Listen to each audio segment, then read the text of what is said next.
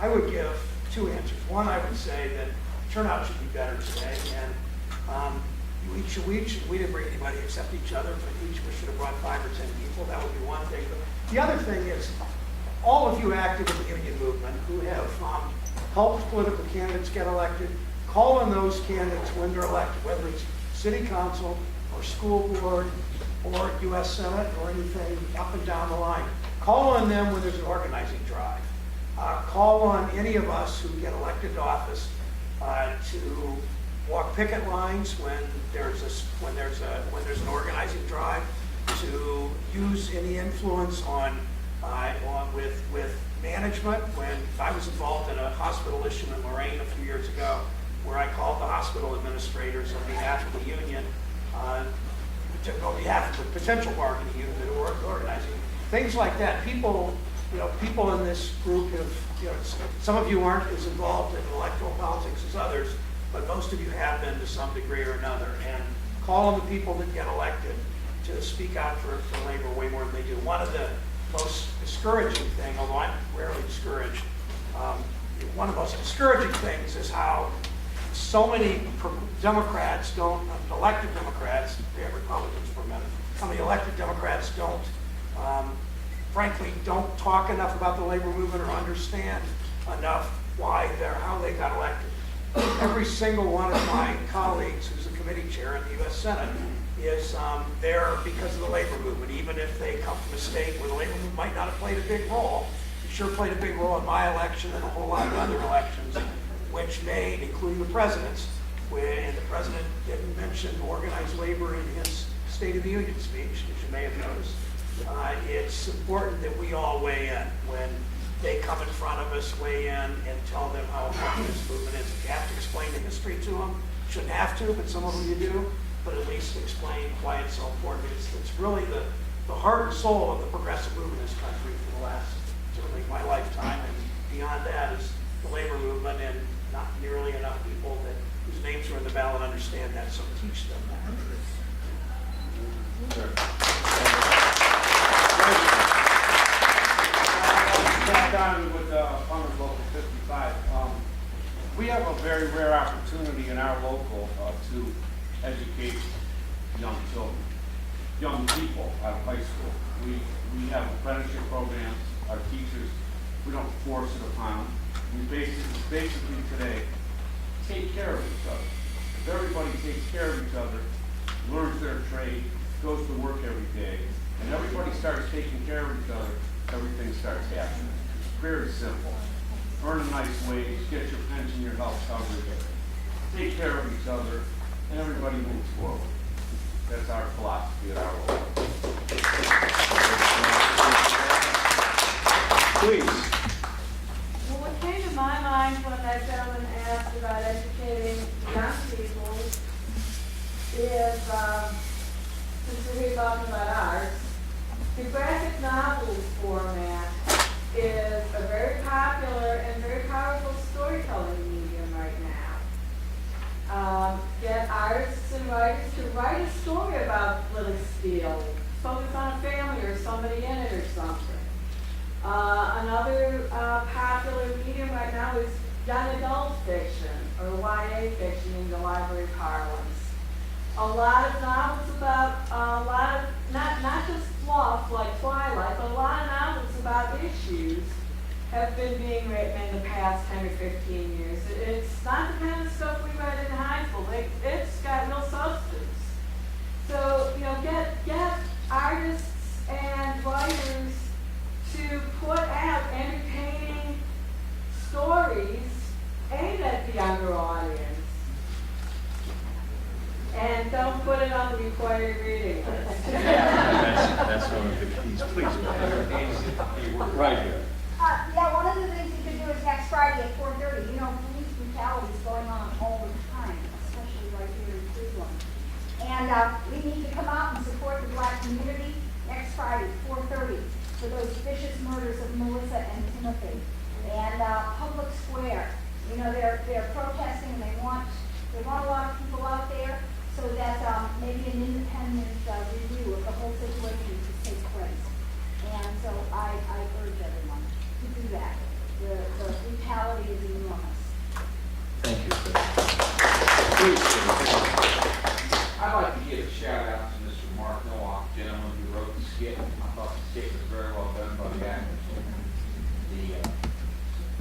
How about a nice round of applause for Mark Noah?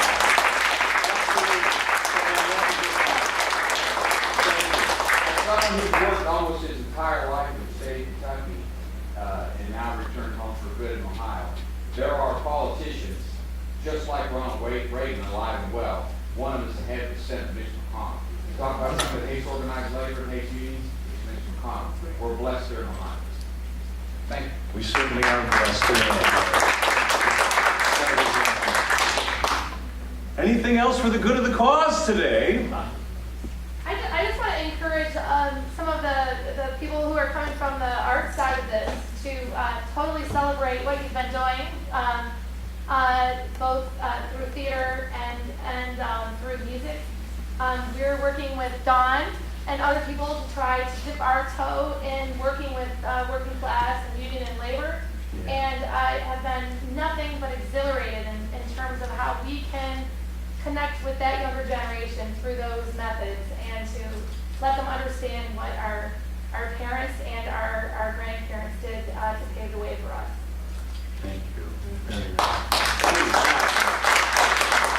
Building on that, there is, if you go to the Columbus Museum of Art website, well, I should back up. In 2005, we bought a collection of social realism that covers basically 1930 to 1970. And as part of support of that, our education department put online, so if you go to the Columbus Museum of Art website and then look for, Mark Cole, what's the title of the little sub-website?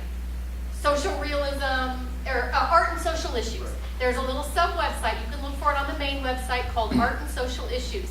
And that is a website that has lesson plans that go along with the Ohio teaching system. It uses prints, many of the prints that are in the show, and paintings that are from that collection. That collection was 376 prints and 84 paintings and works on paper. So that is all sort of all set up. It has a bibliography, it has additional sources, and it's the kind of works that Pat and I both talked about today. So that's something else that you could also do with groups like that to bring in artwork. And I know our education department will also send prints of those, sort of laminated prints out for free and a lot of other things like that.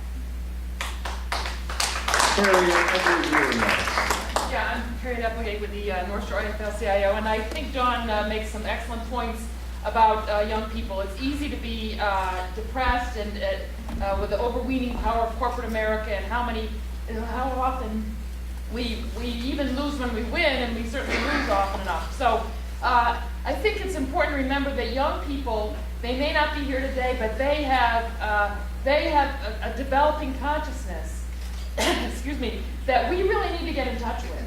And I think, when we think about the future, it's important to remember that these young people have a lot to say. We've just started a young workers group at the AFL-CIO, and we need to get in touch with them. We can offer guidance and assistance, but it's about them, and the future is about them. So let's respect these young people and really reach out to them and try to connect with them. Connecting with that, if you consider that this next generation, the cats I was playing with up here, they're not guaranteed to make more in annual income than the previous generation. That's the first one where it stopped. My generation caught that last wave. Very timely, Harriet. Sister, you were next. Yeah, just real quick, and I don't want to belabor it, sorry for the pun, but the struggle is here and it's now. I'm a retired letter carrier.